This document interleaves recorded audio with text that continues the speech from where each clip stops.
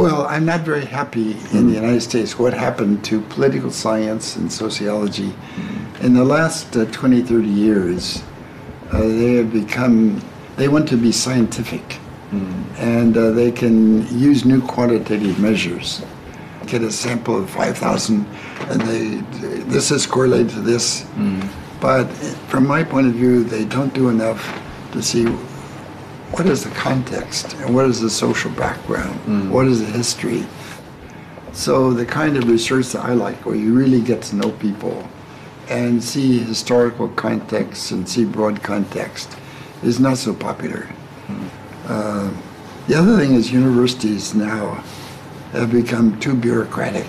We have so many problems with females, how you handle females, and how you handle blacks and transgender. So the dean, instead of thinking just scholarly, spends so much time worrying about social issues, which are important, but from trying to build intellectual vitality. Their mind is so busy with so many different things like this. So, of course, in the whole world, I would say one of the fundamental differences, people become so detailed. They do not see the big picture. There are so many talented people lost their confidence about civilization. 那么回到我们这本书，没有一个另外专家比他会更有资格写这本书。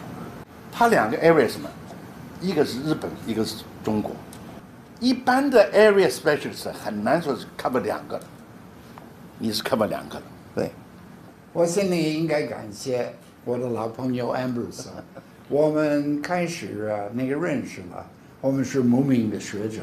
我自己的感觉这个时代这个最近那个50年的历史世界上那个非常那个改变世界的那个历史了。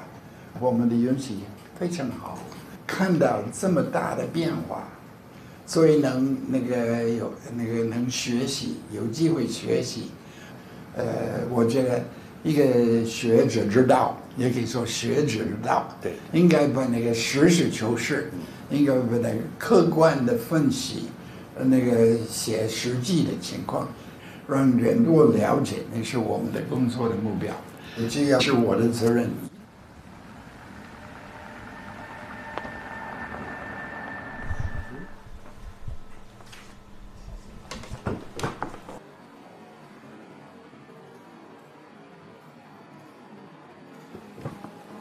Hi, Charlotte.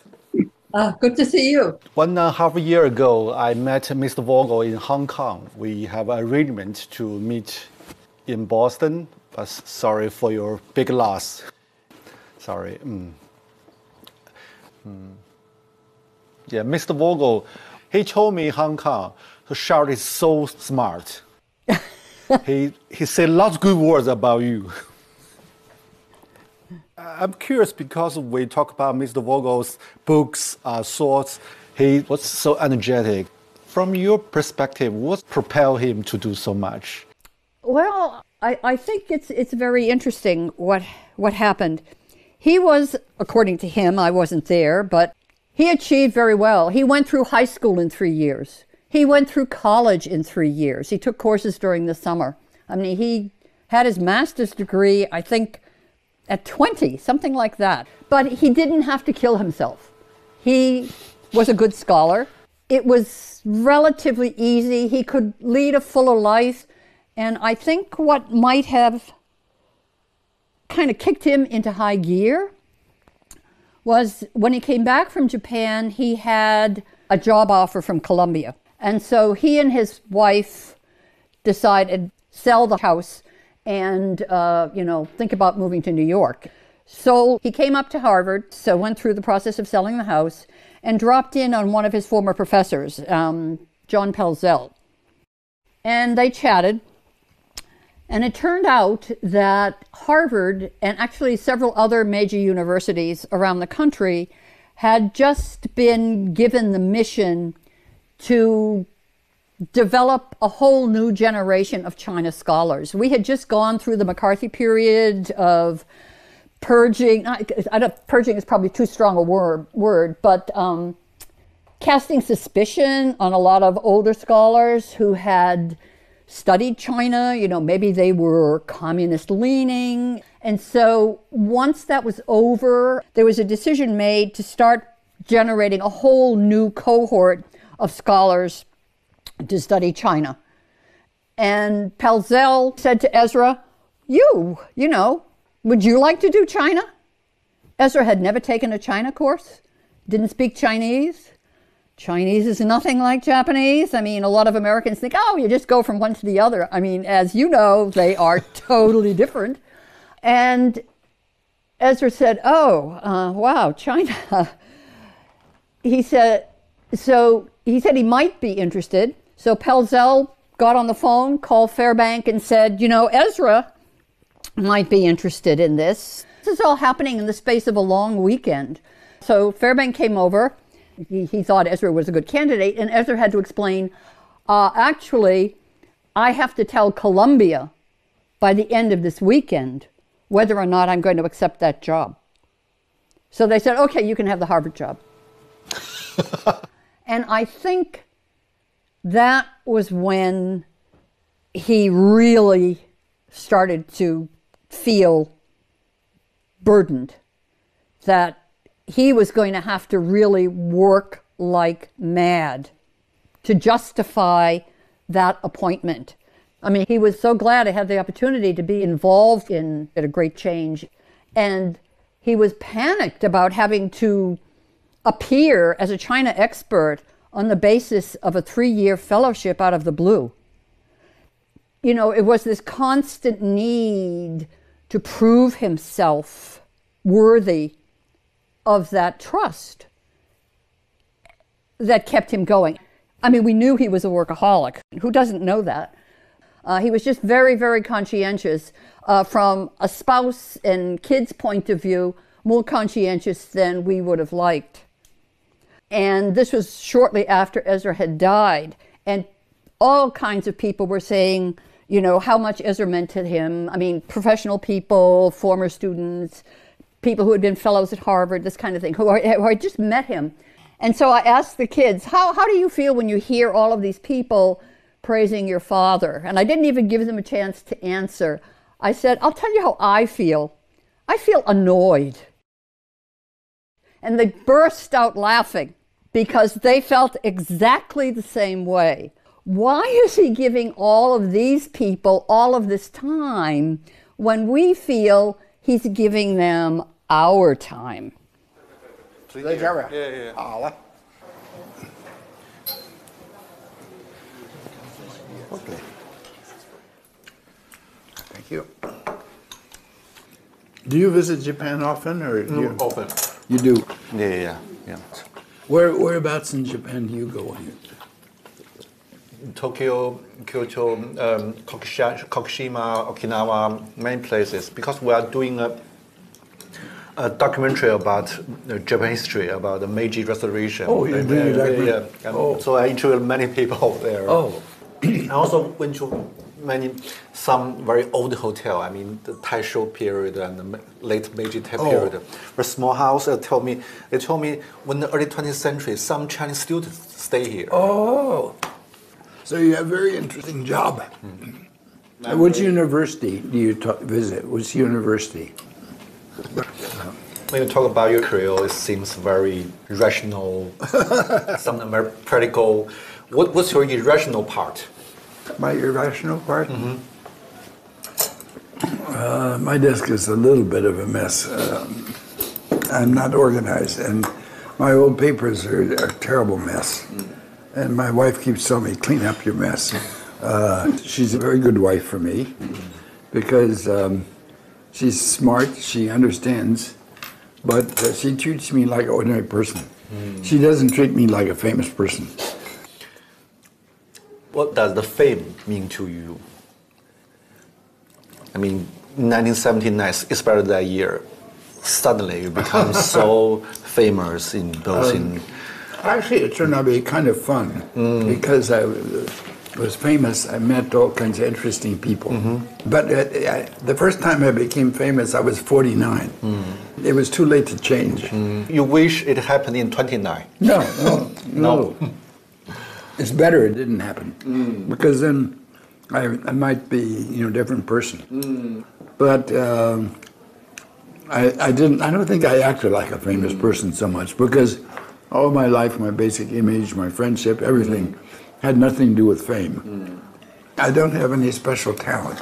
In Japan, I think one advantage is I lived a natural life. So I think when I talk to Japanese, they feel very comfortable, because it's not a classroom Japanese. It's daily life, or learning from daily life.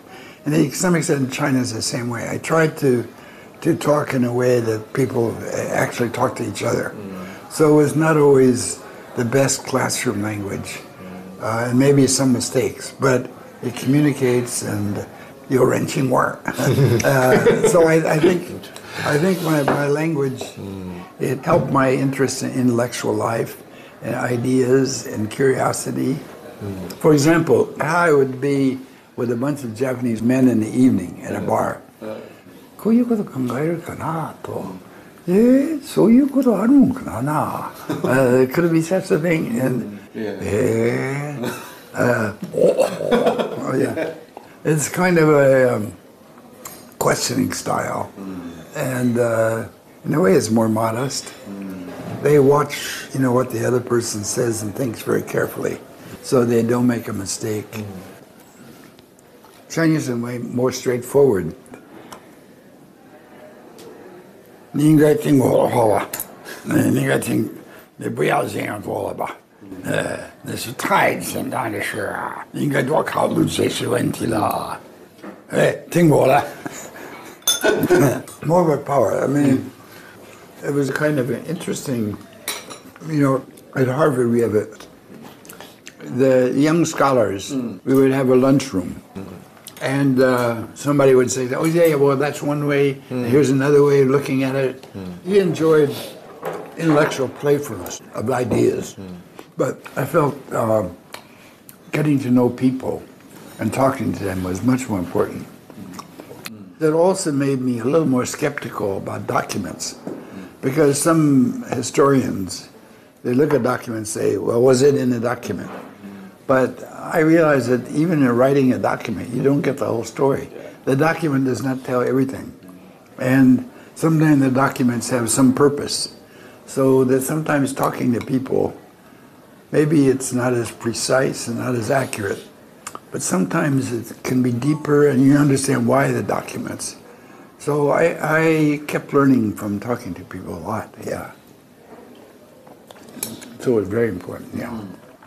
And in your book, you seldom show your scholar side. I mean, very straightforward and focus on the facts and yeah, why? Well, I think that's to what I'm trying to do is not so important. I grew up in a small town. Most of my high school friends did not go to college. Some went to college. When I was writing, I would try to think, what can those guys understand? And always try to have stories, because in the United States, people, they didn't care so much about other people's point of view. If you say, I don't particularly like bar, but if it's Americans at a bar, hey, what you think, man? Don't think of it that way, yeah. Let's think of it this way, yeah. Let's have another drink. That guy is crazy, man. He doesn't know what he's doing. Yeah.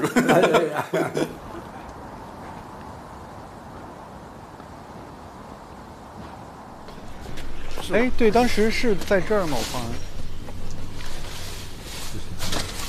没上班，为什么大家喜欢锁门呢？真是不明白。傅高义先生来的时候，办公室应该是在这个吗？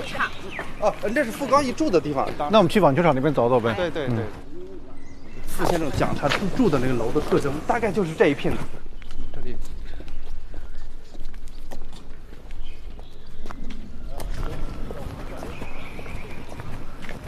他那房子已经拆了是吧？等于是。看这个楼球，他确定是哪一个？看照片。这是有照片是吧？哦，这是应该是没有拆的。这个有这个照片，基本上等会儿就能判定这个楼绝对没拆。没拆啊？是不是就是这个？有可能是不是这个呀？真有可能，好像就是吧？感觉有点像。这个是有前面的门廊的吗？就是好像。So what's your first impression on Guangzhou? I mean, in 1980, you went to Guangzhou together.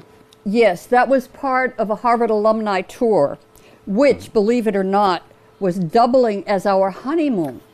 We had gotten married only a month earlier, and he thought this would be so exciting. We could spend our honeymoon in China, but it seemed very tense. We just felt that people were very nervous around foreigners. I mean, we were Americans. We had only recently established diplomatic relations. So I just think, nobody quite knew how friendly they should be. We both love interviewing. We both love hearing what people think about situations. I mean, it broadens your own perspective. But we had different objectives. He was trained as a sociologist. He was interested in the macro level. How were these major changes taking place? How was policy developed? This kind of thing. I'm an anthropologist. My primary data source is the ordinary person. What is their take on what's going on?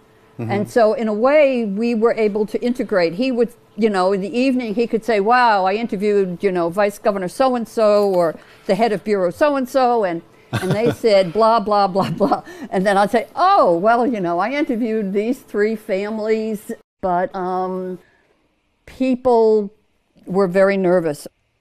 He was never a person who, was celebrity conscious, but he began to realize that he had access that a lot of other scholars do not have. And he did want to use that to benefit everybody, not just the United States, but specifically to promote good relations between the US and China.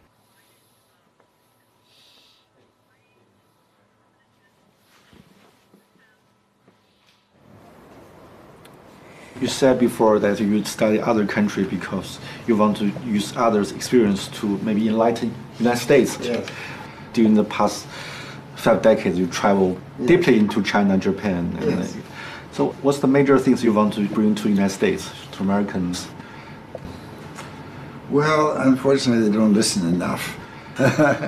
If I really want to try to make America, if I really had power and really want to have fundamental, I think the experience of the countries that were late developers, where the country takes a more active role in trying to guide the whole country, would be really good. For example, we have good suburbs that have good schools. In poor neighborhoods, we have very poor schools, very poor teachers. If you had a national Ministry of Education, you would really try to have a national program. And you would have federal money, national money, to help the backward schools. So you would have a much more equal educational system. So if I really had power and really want to use the example of Japan and China, I would say the government should take a much more active role. But I'm afraid America can't do that. I mean, we're not a late developer, and now people have too much pride.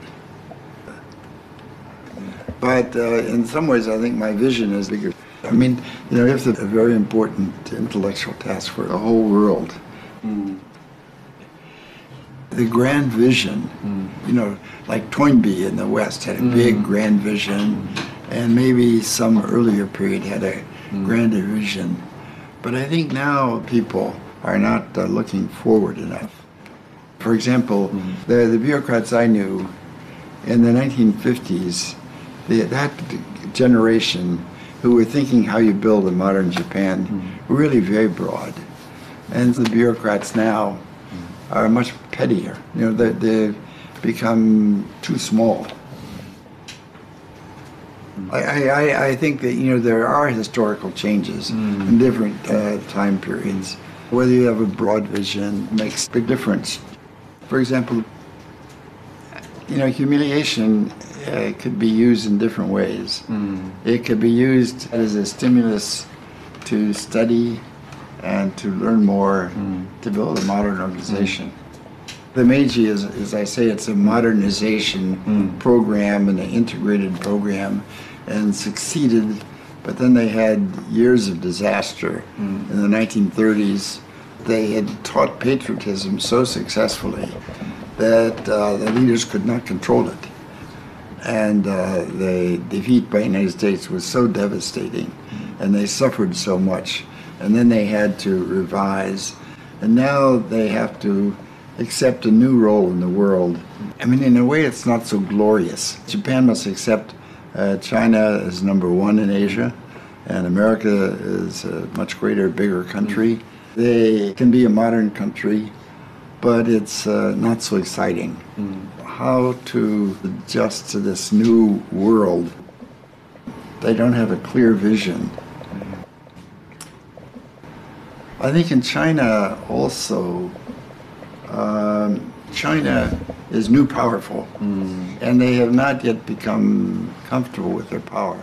Now when they go to many other countries, some of the instinct is, look, we're the big shot, please listen to us. There are some people like that, and some other people say, now to get along as we expand, we cannot be too proud. That is a good way. But my impression is that they use a lot of slogans, but they haven't tried to be systematic. They did not have an overall systematic plan about learning from the world in every single area. Geography, local customs, the value system, the religion, the family structure, how to persuade, and how to have deep understanding of people, their deeper feelings. For example, in the United States, propaganda is not a good way to persuade Americans. In the long run, this will not succeed very well. So they do not have yet the mature vision about how to adapt to the rest of the world as they grow. From America's point of view, I think after World War II, in a way, it was kind of a peak. We were the one great country in the world with modern industry.